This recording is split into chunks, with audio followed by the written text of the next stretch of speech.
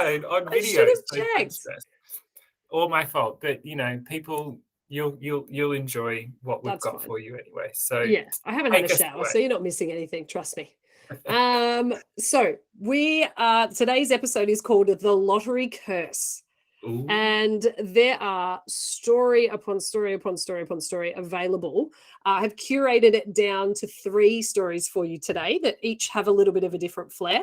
But it's that classic winning the lottery, mo money, mo problems type scenario. And I just wanted to see how that goes, because to me, you think about it and you're just like, oh yeah, I just love to win the lottery. I'll just bloody your life for change. So different in different countries. And I will take you to 2 countries today where there's, different rules around it. In Australia, where we're from, if you haven't picked up on that so far, the rules are completely different to the US and other countries as well. So it's all well and good to want to win the lottery, but this can be a survival tip episode for you if you find yourself in that circumstance. Yeah. So, I mean, everyone has at some point in their life gone, what would you do if you won the lottery? Like, yeah, or the what if game. Yeah, and if you bought ticket, like everyone has dabbled with the lottery at some point in their life, Surely, but not yeah. many of us have won it. So that's right. So here are a few examples of that. But before I get into our examples, it's a pop culture time. So I am being very refined, and I have actually included a book in today's pop culture. Oh my goodness. I know, right? Okay, so the book that you can read, which is about a significant lottery win, is one that's called The Winner, and it's by David Baldacci. And it's a rags to riches story about a single mum. Her name's Luann Tyler. She's 20, she's beautiful, but she's dirt poor, and she's hoping for a better life for her infant daughter. And then she is offered the gift of a lifetime, a $100 million lottery jackpot. And all she has to do is change her identity and leave the US forever.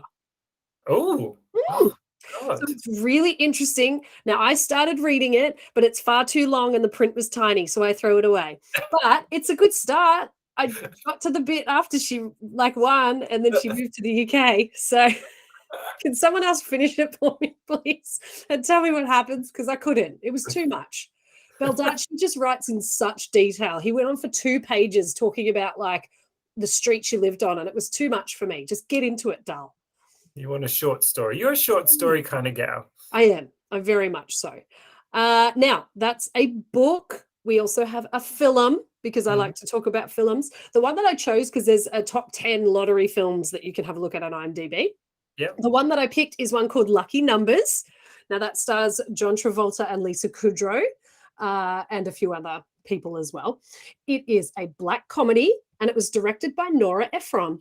And she does all of the rom-coms and stuff. So it's got that really neat kind of black comedy vibe. And it was inspired by the 1980 Pennsylvania lottery scandal, which was colloquially known as the 666 fix, and it's just a 3-number lottery.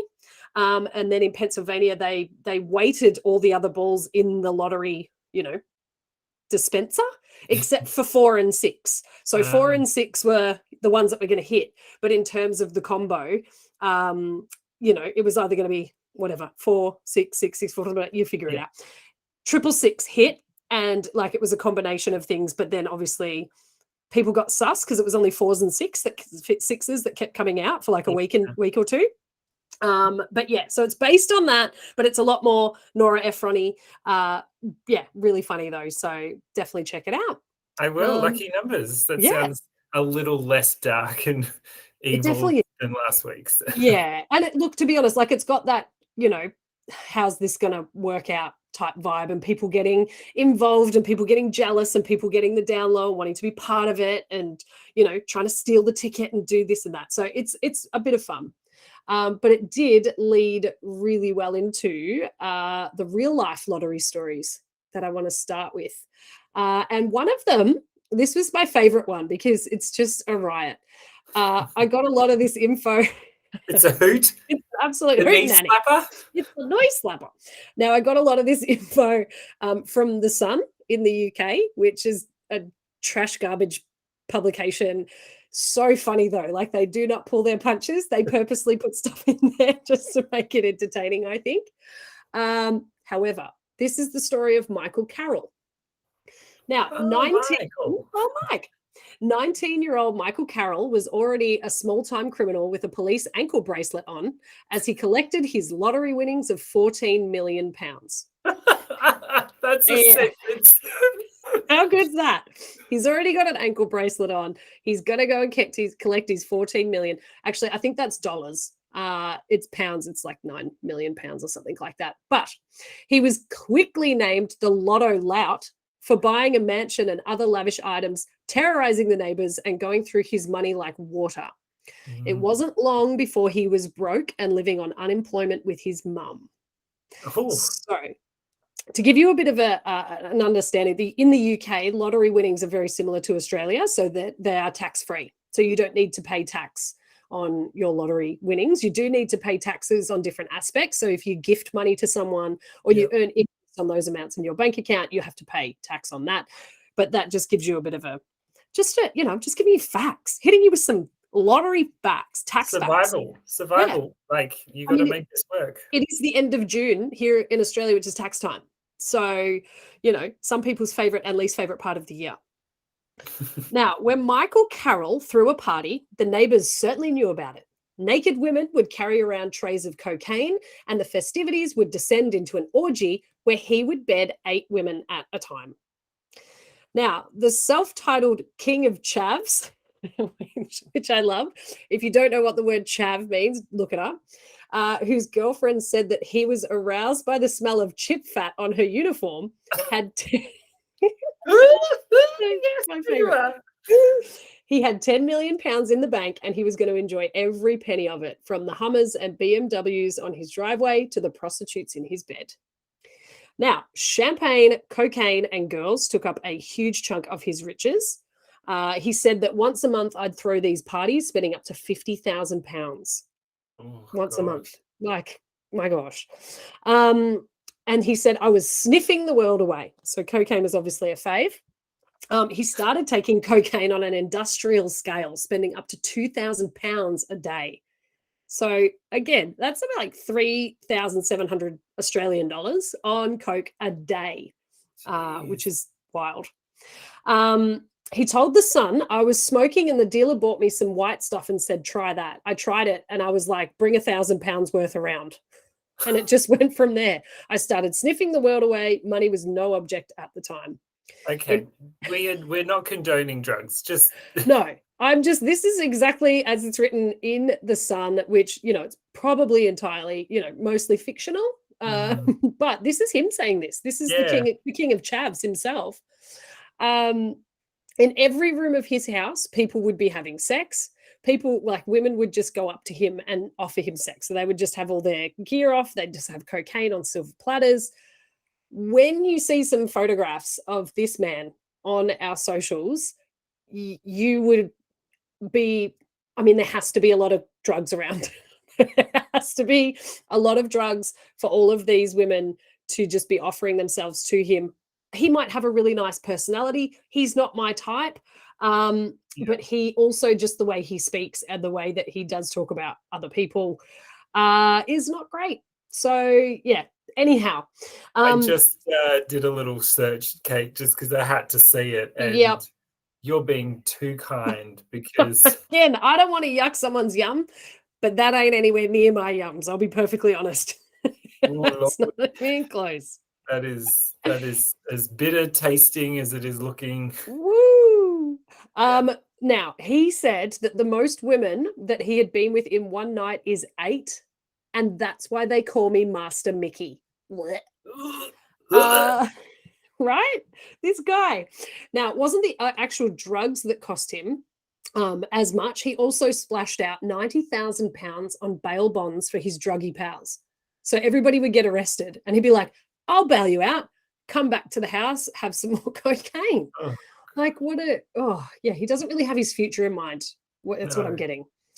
The non-stop parties infuriated the neighbors, and Carroll added to their anger by racing old cars and dirt bikes around his estate at all hours, hosting demolition derbies and smashing cars up for fun.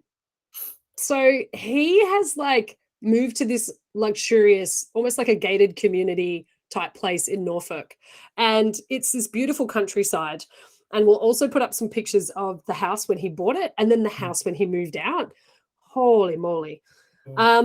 He and his pals, this is great. It's not great, it's great. He and his pals would also drive around the Norfolk countryside in luxury cars, throwing Big Macs and nuggets at pedestrians. That's how I want to spend my money. That's great. Why, of all things? Like, you just see some Big Macs and nuggies at people. You could have been like driving around and giving food out to, I don't know, maybe drunk people on their way home that were in serious need of some hangover food. Correct. But no, he just thought he'd pelt people with nuggies and Big Macs. Goodness me. He also clocked up more than 30 court appearances in the years that followed his lottery win, including one for threatening youngsters with a baseball bat at a Christian sing-along. Oh, gosh. Okay.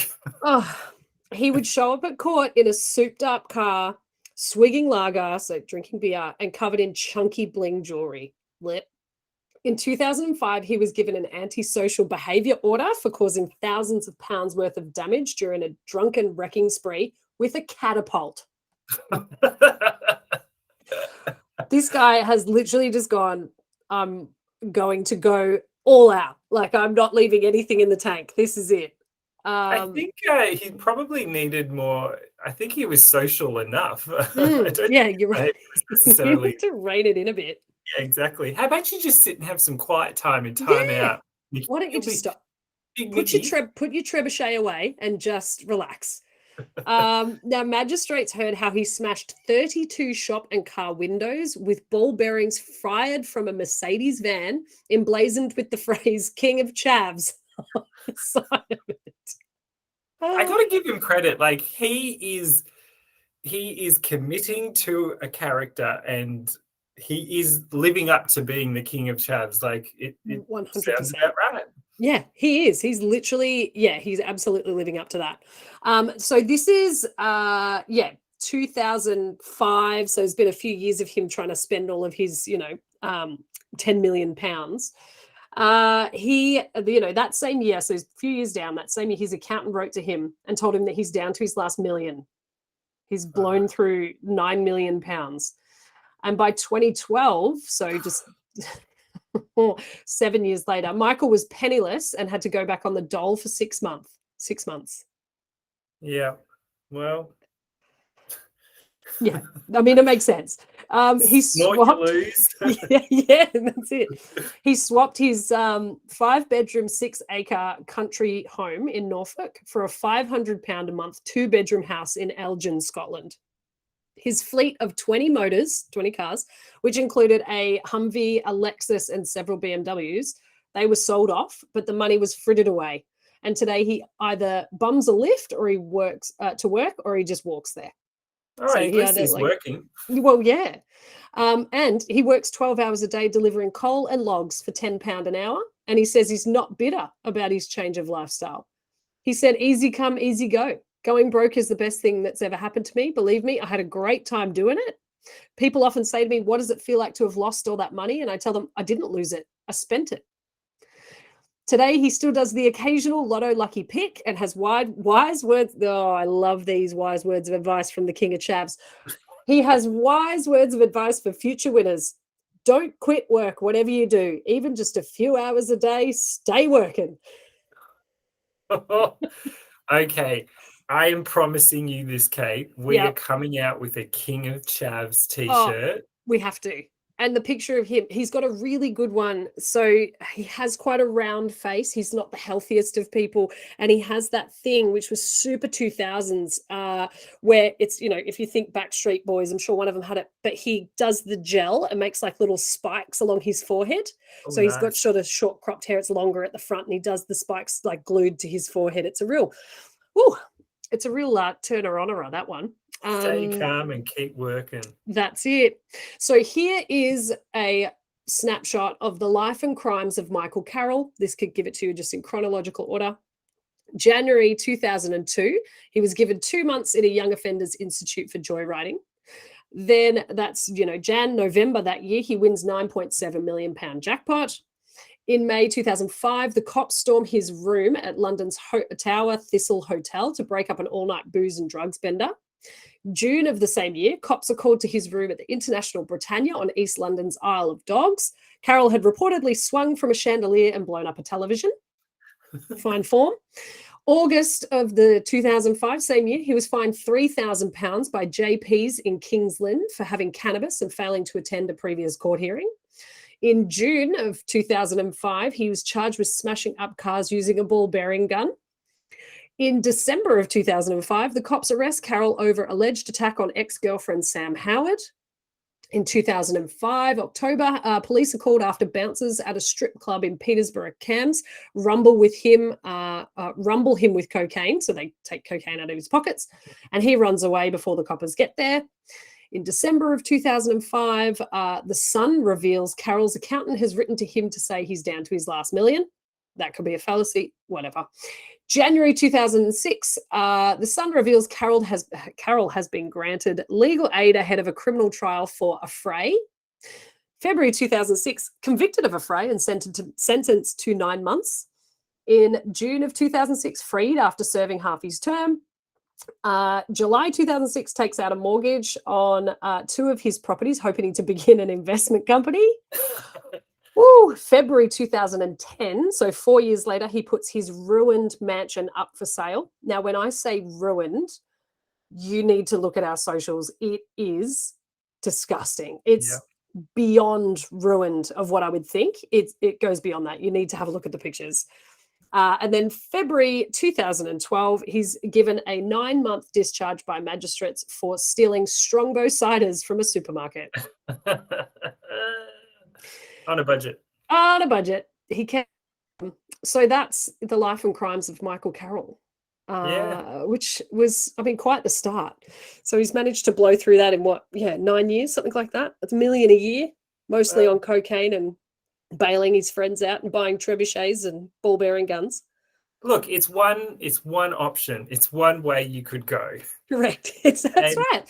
Again, I said I would offer you some advice. If that sounds like fun to you, you have at it. If you want to go ahead and do that with 10 million in the bank, cool. Yeah. Well, good luck to you, Michael. If you're listening, I don't think I've got much to say to you, babe. King of Chavs. We need to be careful because he'll probably sue us for that, for the rights for King of Chavs. All right. Switching tact a little. I'm going to tell you about the next person who has a Powerball story. Now, this is in the US, and it's a person by the name of Jack Whittaker.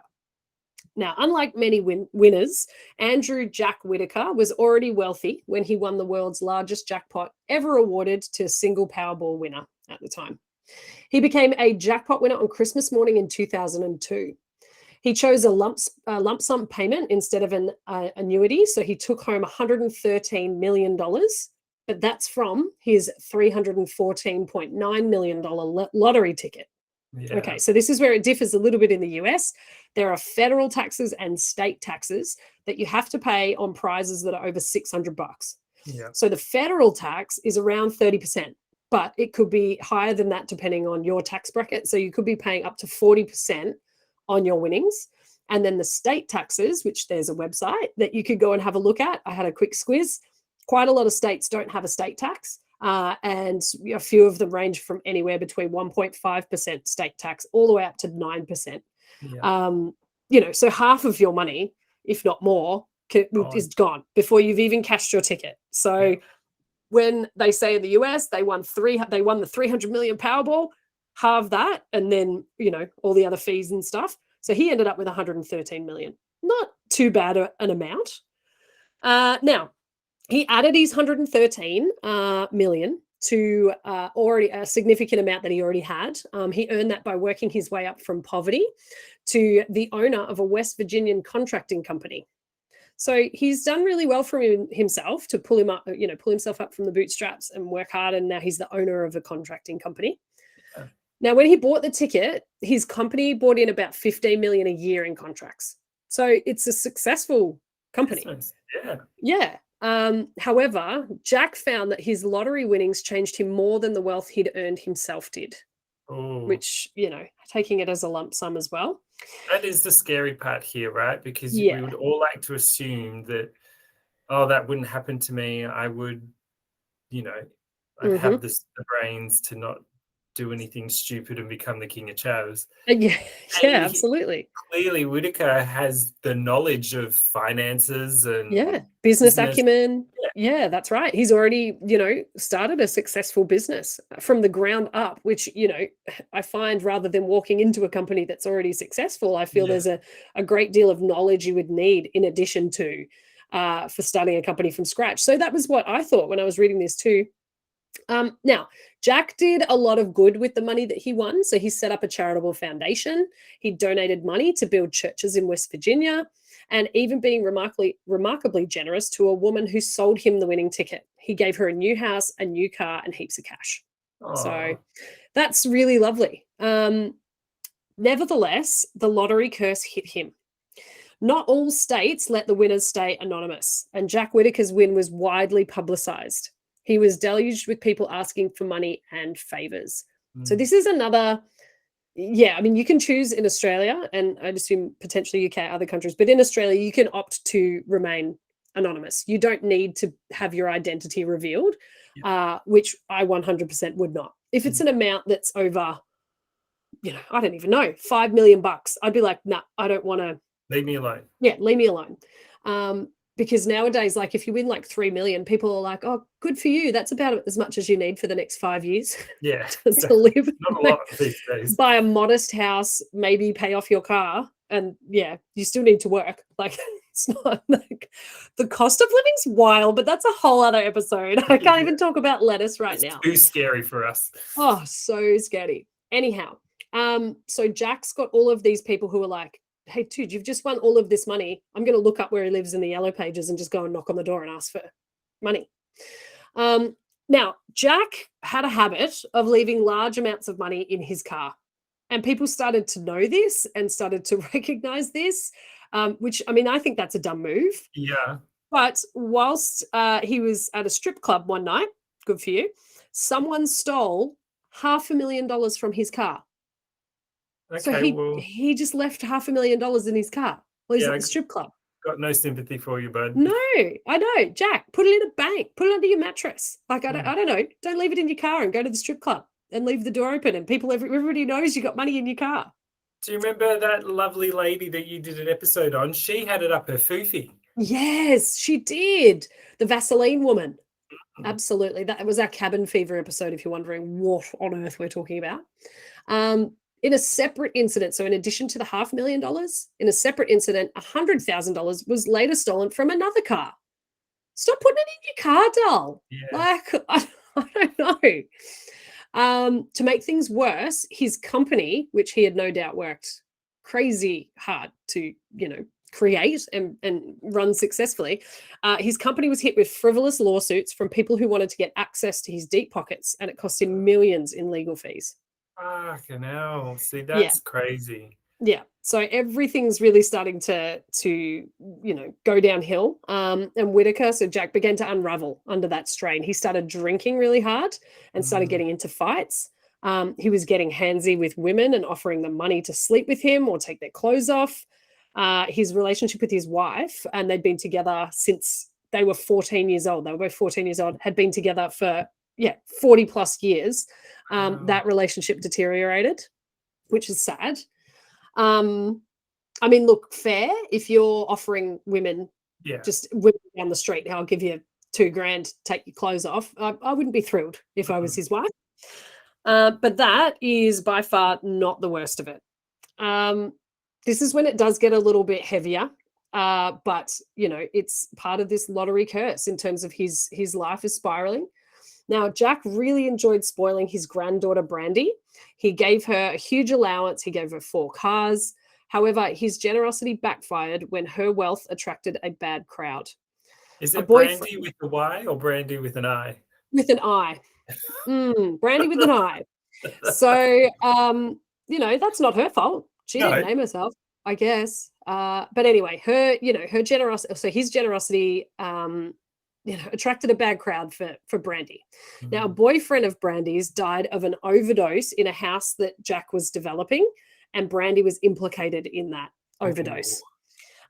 Friends wouldn't even let her attend the funeral of that boyfriend, which is a bit sad. And years later, Brandy herself was found dead under suspicious circumstances, and the case was never solved. So poor Jack is like, the deaths had an absolutely devastating, effect on him and his family. His daughter, so Brandy's mum, was found dead 7 years after he won the jackpot. Whitaker's wife divorced him, and then he lost all the people that he loved and the money he won, and he blames his lucky, inverted commas, windfall.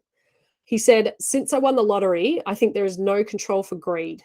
I think if you have something, there's always someone else who wants it. I wish I tore that ticket up." Oh, God. Yeah. So that took a little bit more of a downer turn, where that generosity of him just wanting to, care for his granddaughter and give her stuff and just spoil, which I would want to do. Yeah. It just turned out really badly. So it's super sad ending for that one. But yeah, 'cause you've got to think it's not just the person that's winning. Mm. It's the money, what that money does to all the other people that are around all the other people That's it. around the winner. Like That's it.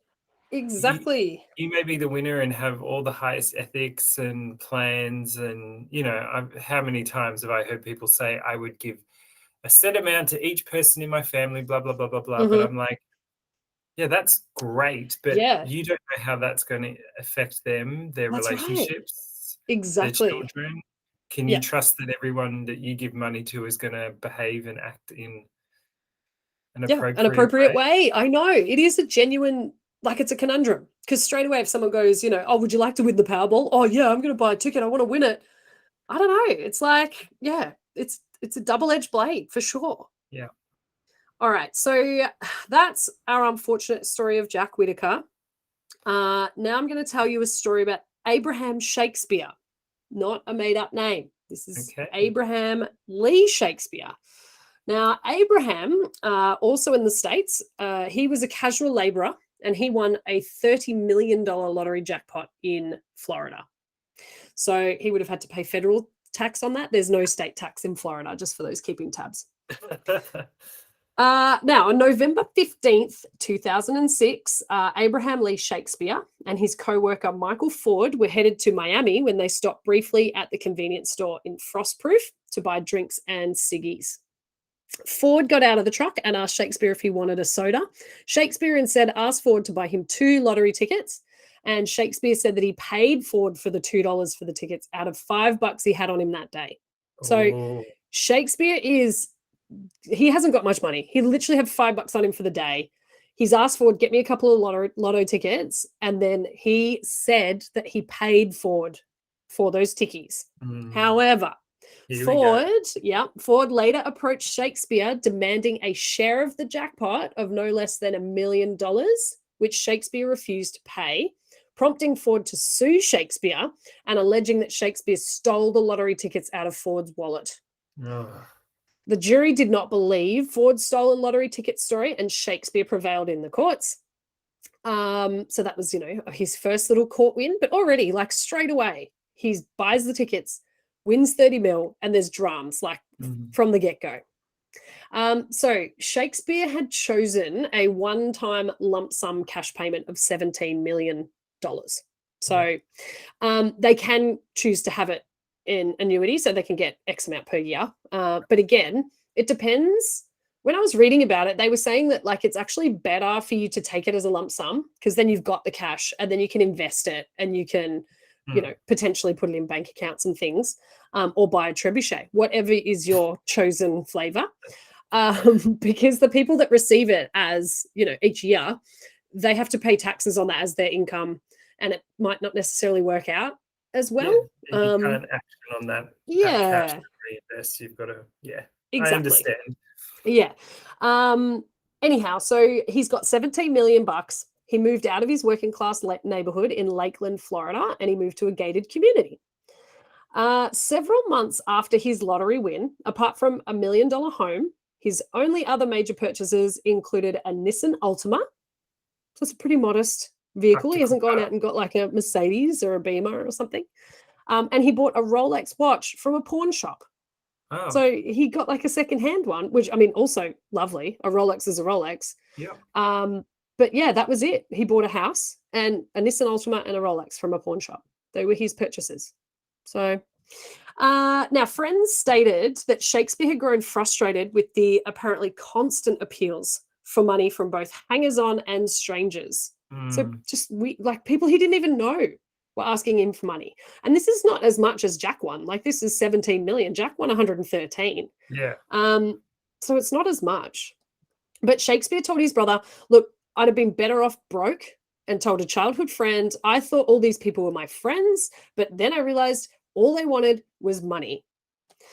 One of these hanger-oners was Doris Donegan, or Dee Dee Moore.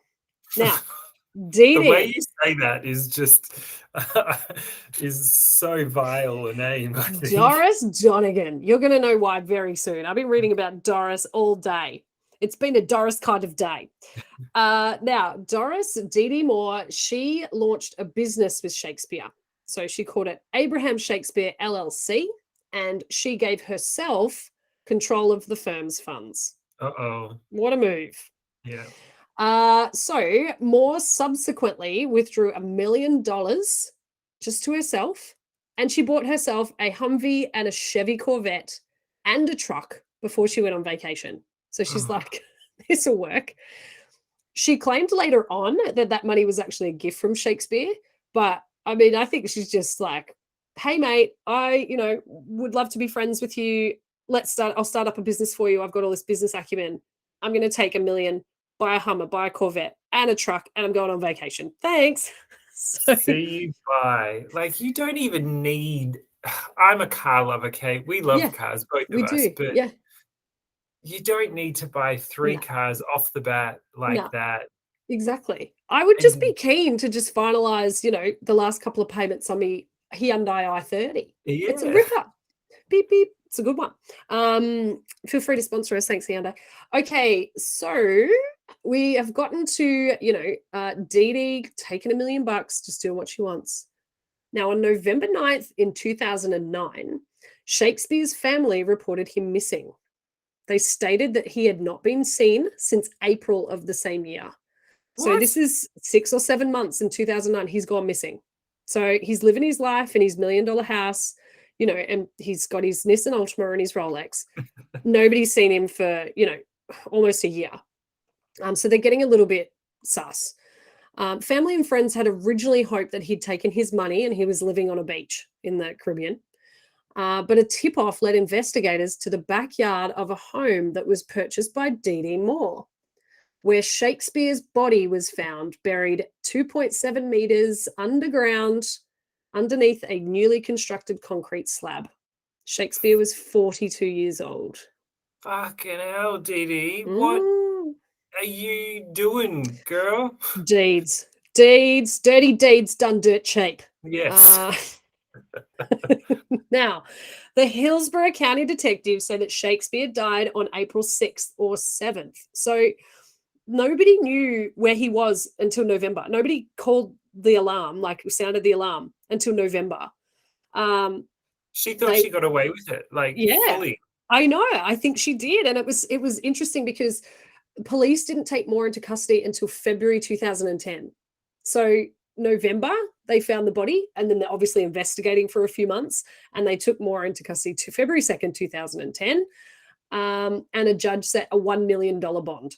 So hopefully she wasn't able just to transfer that to herself. And from Abraham Shakespeare LLC. What a name. What I know. Do? Now, the police stated that Dee Dee Moore had tried to convince an acquaintance prior to this. So a week after the death, she tried to convince an acquaintance to come over and move the body. So she's like, this is going to be bad for me. Can you please come and move the body? And she had tried to continue through this whole time to convince people that Shakespeare was still alive. Yeah. So a little brief bit about Dee Dee. So obviously she's come into Shakespeare's story by, being his friend and then somehow getting into the point where she's able to start this company. Prior to meeting Shakespeare, Moore was convicted of insurance fraud and falsely reporting a crime. She served a year of probation. She filed for bankruptcy in 2002. So this is 6 years before she met Shakespeare, and she's just like, that's my next go. That's my next fraud that I'm going to commit, and that's the one. Yeah, con artist to the death. Yeah. Now, I really love this this description. So before police found Shakespeare's body, Moore said, this is good, I like this. Moore said that Shakespeare had decided to leave town and had gone to Texas, Jamaica, Puerto Rico, or Orlando, or was sick in hospital. She's just literally just like, I think he's in Texas. No, Jamaica. No, Puerto Rico. Oh, no, I think he went to Orlando. Maybe he's in hospital. Oh, God. If you're going to be a liar, if you're going to be a con artist, be a good one. Right? I know. Now, she also said that Shakespeare was tired of people asking him for money, so she helped him leave town. False. She did help him leave town, but in a permanent sense. She did not do that. After police found his body under a concrete slab in the backyard, she threw out her boyfriend's name. So she's like, it was my boyfriend. And then she would tell the police different versions of what had happened. Yeah. She tried to blame drug dealers. She tried to blame a lawyer. She even tried to blame her 14-year-old son.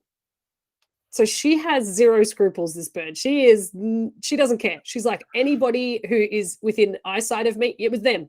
Yeah. It was them. My goodness. I mean, there's one way to try and throw red herrings, but as soon as you start throwing your boyfriend, your son, everyone on, exactly. Better call Saul. Yeah, exactly. Now, she later said that then she killed Shakespeare in self-defense. So she's just like, yeah, it was self-defense. Oh, no, I did kill him. No, I didn't kill him. It was the drug dealers. I think he's in Texas. Is it Puerto Rico or hospital? But it was my 14-year-old son. So obviously her defense is going really, really well. In Jamaica, man. In Jamaica, come on. Now, soon after the disappearance of Shakespeare, Moore, who was living in Shakespeare's house, she kept using his phone and sending text messages to his friends and relatives pretending that she was Shakespeare. Now, recipients thought that they didn't sound like him, and it was a bit suspicious because here's a hot tip, Dee Dee, you want to do some background checks? Shakespeare was illiterate. So he can't be sending thesis text messages to his mates because he doesn't, that's not his favorite thing to do. He's not really able to because he was illiterate. So she did not do the background work on that. Kate, anytime we have stories of people who are trying to mimic and do this sort of thing, it never works. It just never works. The legitimate next thing that comes out of any storyteller's mouth is the close family and friends just didn't quite think this matched up with and I'm like, well, of course, it just doesn't work. Don't try. No, exactly. And when people texted, so they were receiving these messages from Shakespeare, inverted commas, but when people texted the phone back with questions that only he could answer, Moore didn't respond. Yeah. She's like, well, that's too hard. I don't know where your moles were on your body. I don't bloody know what your favorite Doritos are, whatever. Now, during the same time Moore was trying to make it appear that he was alive, she also tried to find a person who's going to take the blame. And she did offer, she offered $50,000 for someone to dig up the body and move it to a different location. But they didn't take that offer, believe it or not. Good on them. Yeah. So property records show that Moore's company, so she had another company, American Medical Professionals, I'm sure it was really great, that company had bought Shakespeare's house. So she's just like stooging this guy all over. Like he's not even alive. Like at this point, he's real rough. And she's, buys the house. Orders 100 trebuchets. Yeah. He's like king of chavs parked in the driveway. Now, Moore told investigators she paid Shakespeare $655,000 for his home and then paid $185,000 for outstanding loans, but there were lots more. However, there's actually no evidence that she paid Shakespeare anything. So again, she's just lying.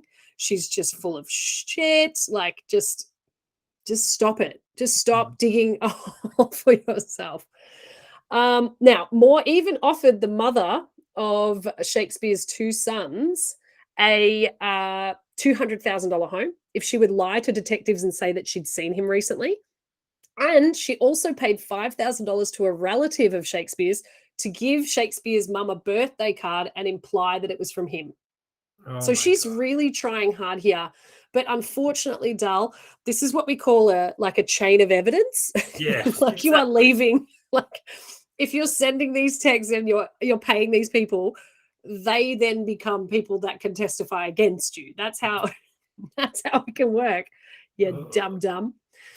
Now, through the investigation, it was learned that she'd once staged a scene to fraudulently keep a vehicle that was in danger of being repossessed. So again, this just goes to character.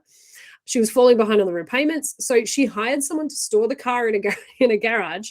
Then she pretended that she was kidnapped, sexually assaulted, carjacked. Like she's really going for it because she doesn't want to pay her car bills. Investigators claim that she taped her own wrists together and threw herself from someone else's car so that it would look like she had been kidnapped and assaulted and all of this ridiculous garbage that she's making up. Believe it or not, she later pleaded no contest to the charge and received probation. What? But on December 10th, 2012, Moore was convicted of first-degree murder for the killing of Shakespeare and was sentenced to life in prison without the possibility of parole, with an additional minimum sentence of 25 years for possessing a gun in the course of a violent felony. So she shot Shakespeare point blank. That's not a great thing. No. Doing some further reading. Now, I did condense this story a little bit because it was part of, a little three-parter. There is so much detail because it's, obviously public domain. You can go through and read a heck of a lot about this. He was just the real little snapshot bio that was on one of the articles that was on a website. I was reading about her. Now, prosecutors said that Moore befriended Shakespeare in late 2008. She claimed that she was writing a book about how people were taking advantage of him. How ironic. They claim that Moore later became his financial advisor. She eventually controlled every asset that he had left, including his home, the debt that was owed to him, and $1.5 million in annuity. She ultimately swindled Shakespeare out of that fortune. She shot him, buried him under a concrete slab in the backyard. Now, jurors deliberated for more than 3 hours before finding Moore guilty of first-degree murder. It's basically, done, job done. The state's attorney said that she got every bit of Shakespeare's money. He found out about it and he threatened to kill her, and then she killed him first, allegedly. Okay. Now, they were saying there was no other potential suspects. They were not really going to consider anybody. Having said that, it was brought up that a lot of people owed Mr. Shakespeare money. One guy owed him $1 million apparently, but the police focused on Dee Dee and they didn't really put a lot of thought into other people. But yes, Judge Emmett Battles instructed the jury that it could convict the 40-year-old of a lesser charge. However, he just called her one of the most manipulative people he'd ever seen.